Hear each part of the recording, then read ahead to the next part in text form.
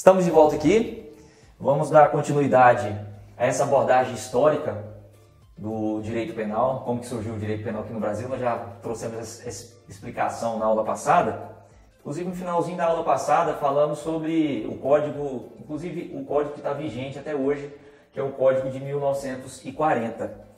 Ele já traz essa divisão de parte geral e parte especial, e aqui surge aquele questionamento. Professor, mas para que serve esse conteúdo? Para que eu preciso saber sobre essa abordagem histórica do direito penal? Interessante. Nas provas, a maioria das provas para oficial da Polícia Militar, Departamento Penitenciário Nacional, Polícia Penal, elas trazem uma prova dissertativa.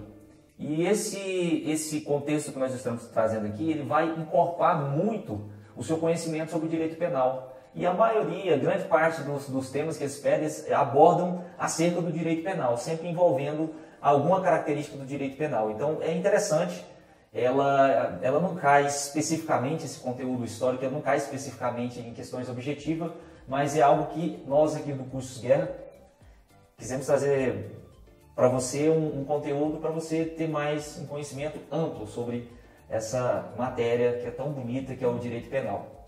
Então, voltando aqui, dando continuidade aqui, naquela época, em 1940, com o surgimento do Código Penal, encabeçado por Nelson Hungria, já existiam aquelas discussões nas escolas penais, as escolas causalista, finalista, e esse código, Nelson Hungria, ele era eminentemente adepto à teoria causalista.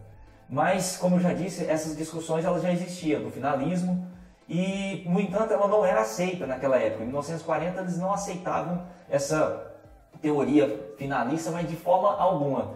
Essa teoria ela veio a emplacar mais no Brasil na década de 70 para frente. Então, essa teoria finalista, ela surgiu com um alemão que trouxe uma grande reviravolta no direito penal na época, Hans Wetzel, e ele, com 27 anos de idade, já propôs uma série de modificações para o direito penal. E aqui, hoje com essa grande propagação da informação, uma notícia que ocorre lá do outro lado do mundo, na Rússia, na China, e instantaneamente a gente já tem o conhecimento dela aqui no Brasil, mas naquela época não era assim, não era dessa forma. Aí se pergunta se o Nelson Hungria ele tinha conhecimento dessa teoria finalista nessa época, na época que ele já trazia essa concepção causalista aqui no Brasil, na época que ele encabeçou esse Código Penal aqui no Brasil, ele já tinha o conhecimento. Ele tinha esse conhecimento, mas como eu disse, essa teoria finalista ela não era aceita aqui no Brasil. Então, o Código de 1940 ele era um código efetivamente causalista, por causa dessas ideologias de Nelson Hungria.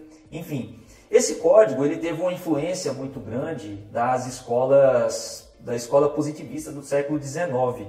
Lombroso, você que tem um conhecimento um pouco mais aprofundado no direito penal e na própria criminologia, Lombroso ele é adepto da escola positivista e esse código ele trouxe essas influências dessa escola positivista, o Código de 1940. Lembrando, esse código que eu estou falando aqui é o código que está vigente até hoje no Brasil. Mais para frente aqui nós vamos tratar sobre algumas modificações que houve, principalmente no que tange a parte geral, mas esse código é o que está vigente até hoje. Então, essas influências que trouxe do positivismo do século XIX, ela trouxe que foi o chamado o sistema binário. O sujeito era condenado a uma pena e se ao final do cumprimento dessa pena, após ser submetido a um exame criminológico, ele percebesse que ainda demonstrasse que era uma pessoa perigosa, aí era aplicada uma medida de segurança. E essa medida de segurança, pessoal, ela era por tempo indeterminado. Então, naquela época, isso que era o chamado sistema duplo binário. Essa medida de segurança, ela não tinha tempo para findar. Então, você veja que é algo meio que inaceitável, né? Em 1969, vamos dando mais prosseguimento aqui, vamos nessa linha cronológica do direito penal. Em 1969, veio uma comissão que ela se reuniu para a criação de um novo Código Penal. Só que esse Código Penal ele teve muita falta técnica. Ele foi desprovido de argumentações que realmente embasasse esse código. Ele manteve os mesmos erros que existiam no Código de 1940, porque assim, o Código de 1940 foi um código muito bom, porém ainda existia alguns erros e que em 1999 a tendência, a intenção deles era retirar esses erros, mas eles mantiveram esses erros e nessa época uma característica que teve nesse Código de 1969, eles diminuíram a maioridade penal, algo hoje que é muito debatido, que é a questão de se diminuir a maioridade penal, aquela coisa toda. E nesse Código de 1969 houve a diminuição dessa maioridade penal para 16 anos. Mas as críticas em cima desse código foram tantas críticas que esse código ele não chegou nem a entrar em vigor. Veio uma nova lei empurrando a vacatio legis para frente. Então, até que em 1978, quase 10 anos depois da sua publicação, ele foi revogado, sem nunca ter entrado em vigor. Então, assim, você veja que os erros foram tantos e eles, por sorte, perceberam isso à época e surgiu uma nova lei empurrando esse código, essa vacatio legis para frente e 10 anos depois ele foi revogado. Aí agora uma situação bem interessante agora surge no ano de 1984. No ano de 1984, cria-se uma outra comissão e ela foi liderada por um ex-ministro do STJ, chamava Francisco de Assis Toledo, criminalista e muito conceituado. E aí com essa inovação surge a nova parte geral do Código Penal. Então o que acontece? O código ele é de 1940. Nosso direito penal, nosso Código Penal, ele é o vigente até a data de hoje, ele é de 1940, com a parte geral reformulada no ano de 1984. Então, o ano de 1984 ele foi marcante para o direito penal porque ele trouxe essa reformulação da parte geral. E então nós temos esse código de 1940, hoje ele já teve várias alterações na parte especial, mas essa parte geral, evidentemente, ela tem características dessa modificação que existiu no ano de 1984. Ele é considerado até hoje um código muito moderno sobre o aspecto do direito penal comparado. Se compararmos o nosso direito penal brasileiro com o direito penal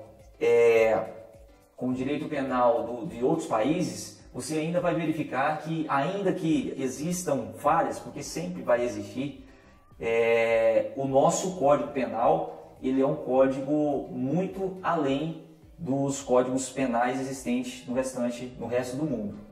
Então, assim, ainda que tenhamos algumas falhas no nosso Código Penal, mas ele ainda sobrepõe muitos ordenamentos jurídicos, muitos códigos penais, muitas outras leis penais no restante do mundo.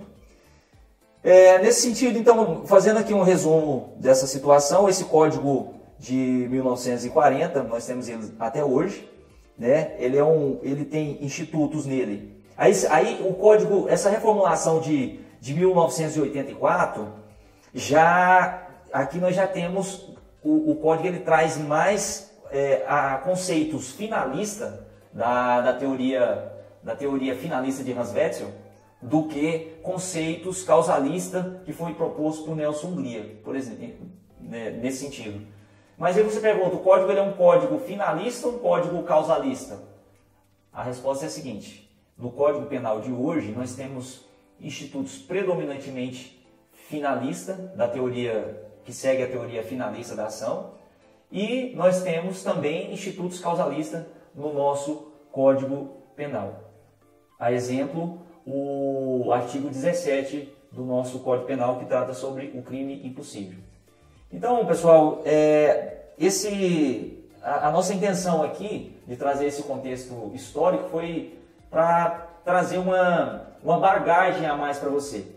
Eu tenho certeza que você, estudando essas duas aulas que nós buscamos abordar esse contexto histórico do direito penal, o surgimento do direito penal aqui no Brasil, você vai conseguir ter uma bagagem a mais para você melhorar na sua redação, no seu concurso, as dissertações do seu concurso, e isso vai fazer com que você possa ter um entendimento mais profundo sobre o direito penal, porque a partir de agora, nós vamos entrar na nossa próxima aula, nós já vamos entrar no conceito dicotômico das infrações penais e já vamos partir para o estudo do Código Penal, para o estudo do nosso direito penal propriamente dito. Essas duas aulas primeiras aqui, elas ficam como algo para agregar ao conhecimento de vocês, tá bom? Aguardo vocês nas nossas próximas aulas para nós estudarmos o nosso direito penal.